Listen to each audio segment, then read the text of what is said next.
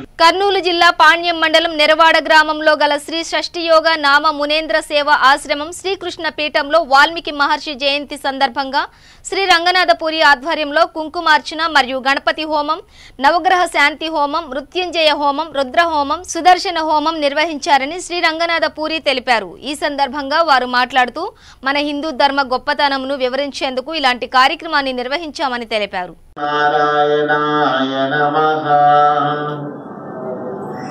ఓం నారాయణే నమః. మీ దగ్గర 2 కొబ్బరికాయలు ఉన్నాయన్నారు కదా, ఉన్నాయి కదా. ఒక కొబ్బరికాయ తీసుకొని కొట్టుకొని గ్లాసులో నీళ్లు పోసుకోండి. ఎవరి టెంకాయ వాళ్ళు కొట్టుకోండి. మంచికి 2 టెంకాయలు తెచ్చుకోమన్నారు కదా. ఒక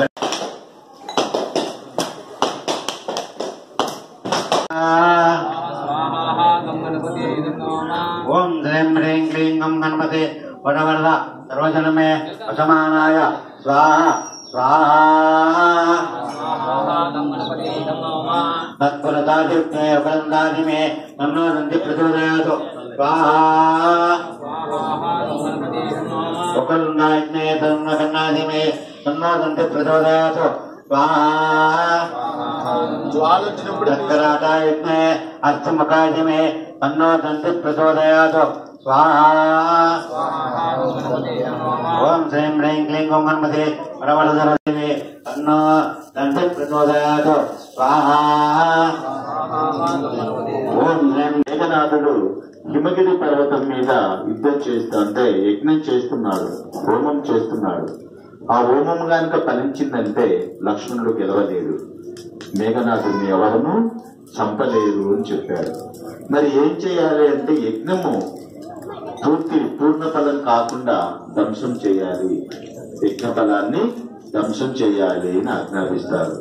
అప్పుడు రామచంద్రుడు అది ఎలా అవుతుంది అని ఆలోచన చేస్తే మరి అర్జునుడు అంటే ఆంజనేయుడు నేను వెళ్తాను ప్రభు, ఈరోజు వాల్మీకి జయంతి ప్లస్ పౌర్ణమి వేళ మరి రత్నాకరుడు అనేటువంటి వాల్మీకి అంటే బోయవాడైనటువంటి వాల్మీకి మహర్షి ఋషిగా మారినటువంటి సందర్భంగా మరి కుంకుమార్చన మరియు సుదర్శన హోమము, రుద్ర హోమము, లక్ష్మీ హోమము, గణపతి హోమము మరి 5 హోమకృతులు నిర్వర్తించడం జరిగింది.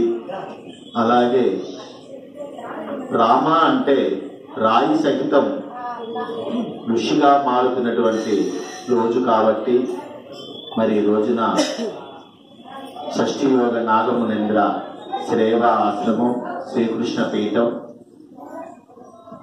ఇక్కడ వాల్మీకి జయంతి సందర్భంగా వేడుక జరుపుకొని మరి రాయి సహితం రత్నంగా మారుతుందనేటువంటి ఉదాహరణకు మరి ఏమి లేని రత్నాకరుడు మహర్షిగా మారిన తత్వజ్ఞానాన్ని బోధిస్తూ మరి జ్ఞాన ప్రబోధం చేస్తూ ఇతర గ్రామం నుంచి అర్చనకు హోమముకు పాల్గొని వారు భగవత్ ఆశీస్సులకు మరి మహర్షి వాల్మీకి ఆశీస్సు అనుగ్రహాలను పొంది కృపా కటాక్షాలతో సుఖశాంతులతో ఉద్దిల్లుతున్నారని ఆశ్రమ పీఠాధిపతిగా మంగళ శాసనాలు చేస్తూ వచ్చిన భక్తులకు ఆశీస్సులు అందజేస్తున్నాం.